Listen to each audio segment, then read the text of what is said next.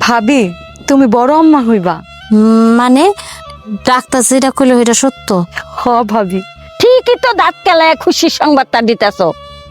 তার আগে তোমার বাপে রেখো যৌতুকের টাকাটা আইনা দিতে। তোমার বাপে ধোকা দিয়ে আমার পোলারে বিয়া করাই দিছে, আর এখন দাঁত কেলায় কেলায়া বাচ্চা হনের খবরটা দিতেছ। কেন আম্মা, আপনি খুশি হন নাই?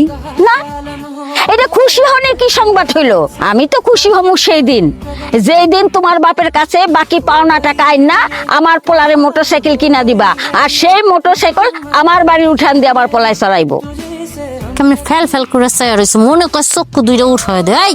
এভাবে চাই রয়েছিস কেন? হ্যাঁ, তোর বাপের খবর কি? হ্যাঁ না কইছিল 3 দিনের মধ্যে টাকা দিব, কই সে কই মরছে?